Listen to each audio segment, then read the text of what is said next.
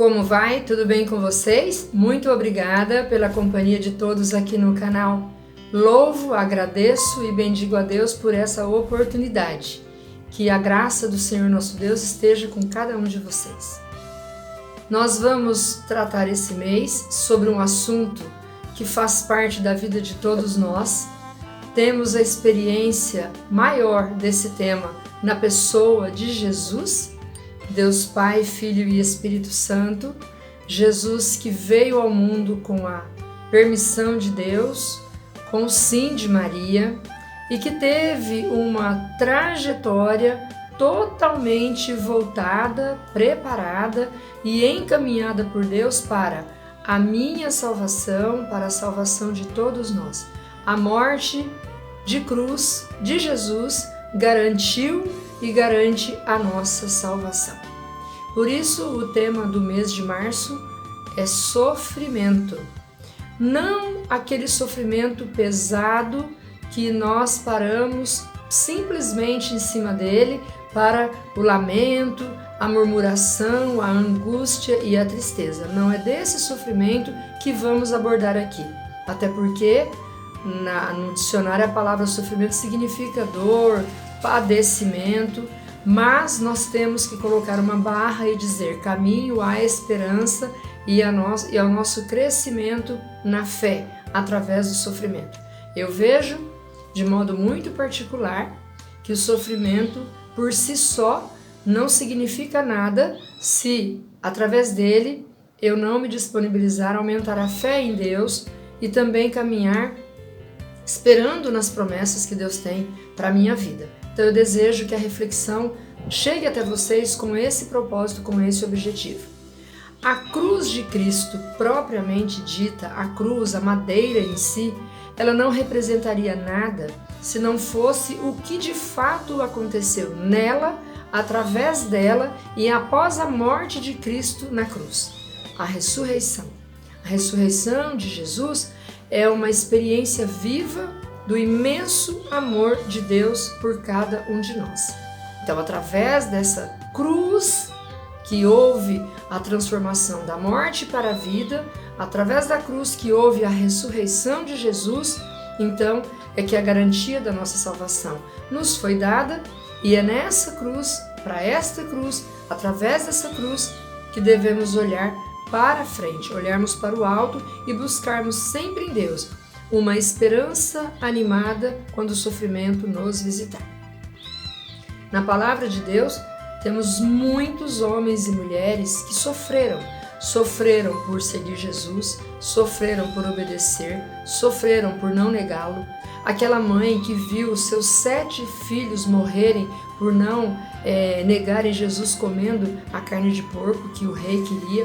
Enfim, são inúmeros os homens e mulheres que sofreram por não negarem Jesus. Eu quero citar hoje um homem de Deus que me alimenta cada vez que o sofrimento me visita, que se chama Jó. A referência de Jó na palavra traz exatamente aquilo que Deus nos pede. Um homem justo, um homem obediente, temente a Deus, próspero, tanto espiritualmente quanto materialmente, um dos homens que era referência para a época dele.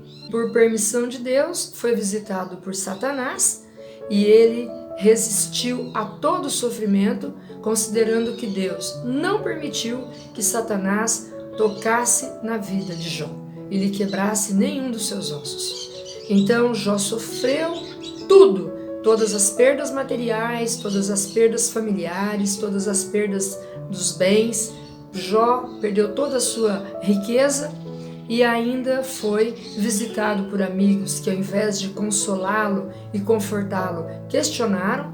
Então a mulher de Jó vira e diz para ele: amaldiçoa esse Deus logo e morre. Aí, num dado momento, Jó questiona.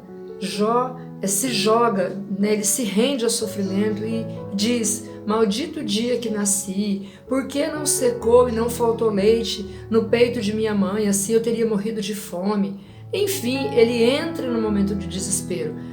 A humanidade de Jó, a diferença, Jesus Cristo indo para a cruz, santo e silencioso. Jó se manteve, mas num dado momento a humanidade de Jó o levou a questionar.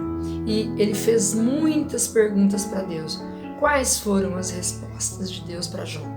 Deus respondeu perguntando também: Jó, onde você estava quando eu criei as estrelas do firmamento, as águas dos mares e dos rios, as plantas, os pássaros que cantam para você?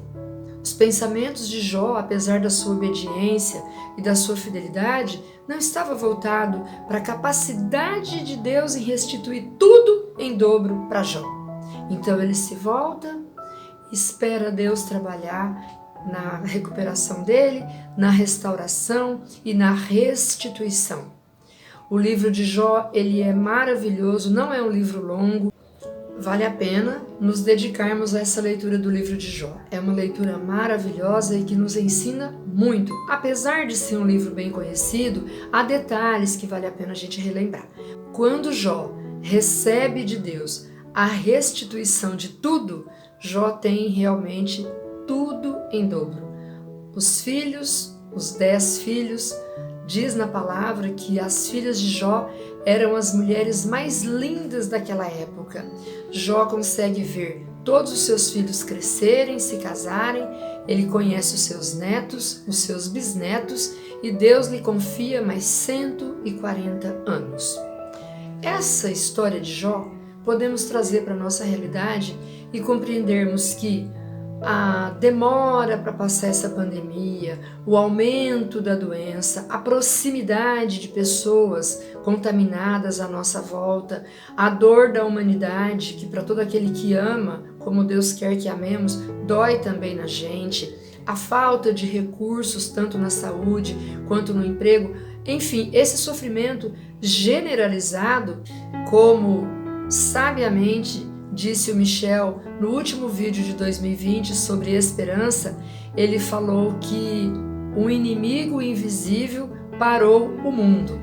Esse inimigo invisível que o Michel fala permanece entre nós, infelizmente ainda, ceifando vidas, trazendo muito sofrimento para vários profissionais da área da saúde, para muitas famílias que já devolveram para Deus os seus entes queridos e para aqueles que estão ainda caminhando nesse sofrimento de muitas mortes. Sabemos para onde vão, mas não temos oportunidade do abraço, da dignidade, da despedida e coisas parecidas. Vamos parar em cima desse sofrimento? Não. Não podemos e não devemos. O Senhor nos convida a uma reflexão profunda sobre a maneira que estamos caminhando dentro desse chamado de oração e de conversão. Conversão sincera e arrependimento profundo dos nossos pecados, cometidos de maneira consciente ou inconscientemente. Uma caminhada quaresmal que Deus nos convida à oração, jejum, caridade e conversão, sabendo que da cinza viemos, do pó viemos, para o pó voltaremos, mas enquanto aqui estamos, Deus nos quer orando uns pelos outros. Deus quer uma oração coletiva, verdadeira, para que ela possa surtir efeito, chegando aos céus, aos ouvidos do Senhor. Que a paciência de Jó, a esperança desse homem, que por amor a Deus e por obediência teve tudo restituído e teve vida longa após essa restituição, possa nos alimentar a cada dia, quando o sofrimento nos visitar.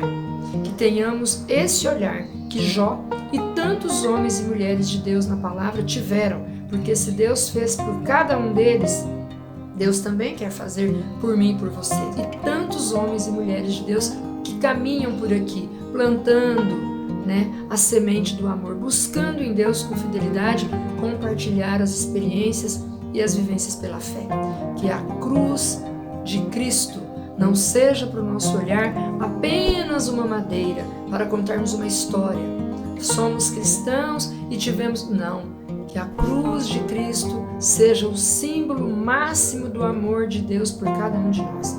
A história da ressurreição de Cristo na cruz é a história do verdadeiro e único amor que deve alimentar o nosso coração. Tenham paz. Desejo uma semana abençoada, que mesmo mediante a tudo que a humanidade está sofrendo por causa da pandemia, que o nosso coração esteja vivo e que o nosso coração esteja extremamente voltado para a grande misericórdia de Deus, por todas as promessas que Deus tem para cada um de nós. Que as nossas orações surtam efeito, que elas possam serem apresentadas a Deus com verdade, com esperança, e que nós possamos esperar todo o movimento e o tratar de Deus com paciência. Vamos obedecer no sofrimento. Até domingo que vem, se Deus quiser.